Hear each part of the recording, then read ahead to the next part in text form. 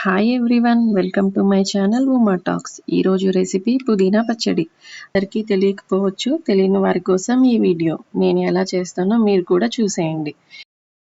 నేను ఒక కట్ట పుదీనా తీసుకున్నాను. ఎగ్జాక్ట్గా నాకు 2 గుప్పెళ్ళు వచ్చిందండి.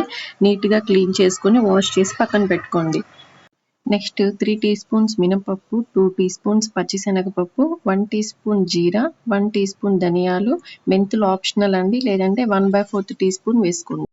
7 నుంచి 8 ఎండుమిరపకాయలు, 3 పెద్ద సైజు టమాటాలు, చిన్న ఉసిరికాయ సైజు అంత చింతపండు. తాలింపు కోసం చిన్న ఉల్లిపాయని కట్ చేసుకొని పెట్టుకోండి. అలాగే కరివేపాకు, 10 వెల్లుల్లి రెప్పలు, అలాగే తాలింపు దినుసులు, రుచికి సరిపడినంత ఉప్పు, అలాగే ఇంగువ మంచి ఫ్లేవర్ని ఇస్తుంది, డైజెషన్కి కూడా మంచిది. నెక్స్ట్ స్టవ్ పైన బాండలు పెట్టుకోండి. బాండలు హీట్ అయ్యాక 1 స్పూన్ ఆయిల్ వేసుకోండి. అందులో మినపప్పు వేసుకోండి.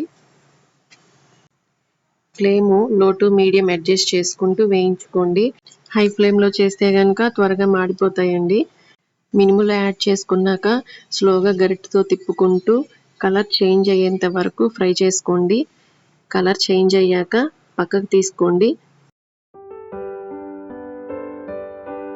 అందులోనే ఎండుమిరపకాయలను వేసి వేయించుకోండి. వేయించుకున్నాక లైట్గా కలర్ చేంజ్ అవుతుంది అన్నప్పుడు పక్కకు తీసుకోండి.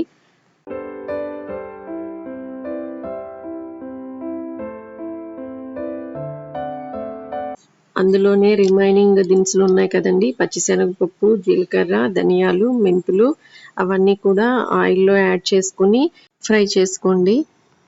బాగా వేయించాక కలర్ చేంజ్ అవుతుంది అన్నప్పుడు పక్కకు తీసుకోండి.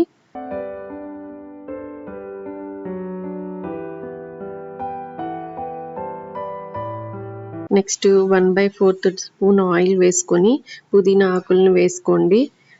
పుదీనా ఆకుల్ని యాడ్ చేసుకున్నాక గరిటెతో తిప్పుకుంటూ స్లోగా వేయించుకోండి.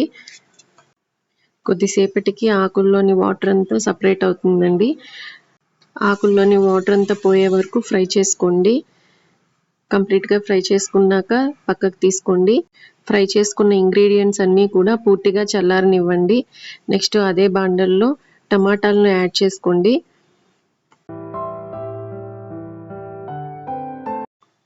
కాసేపు వేగనిచ్చాక అందులోనే చింతపండు, అలాగే 1 స్పూను ఉప్పు యాడ్ చేసుకోండి. గరిటెతో తిప్పుకుంటూ టమాటాలు బాగా వేగనివ్వండి. టమాటాలు పూర్తిగా మగ్గేంత వరకు కూడా మూత పెట్టి మగ్గించుకోండి.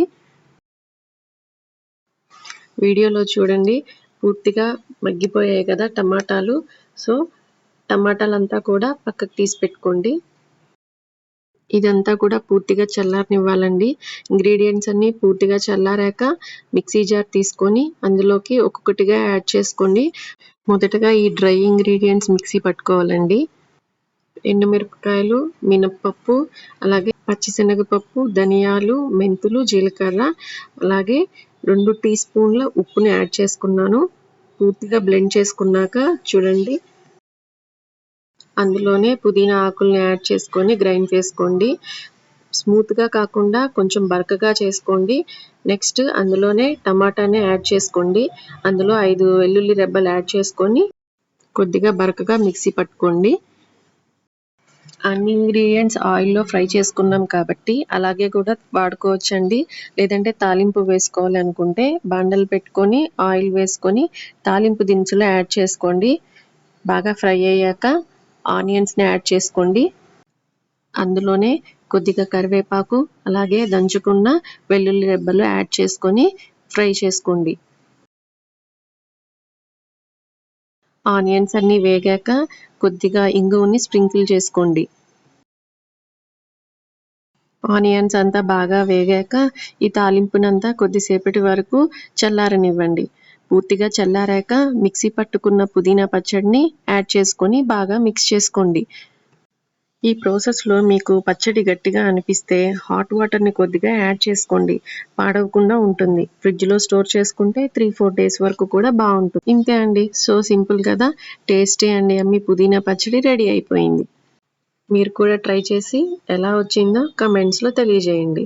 ఇంకో రెసిపీలో మళ్ళీ కలుద్దాం. Thanks for watching. Take care. Bye.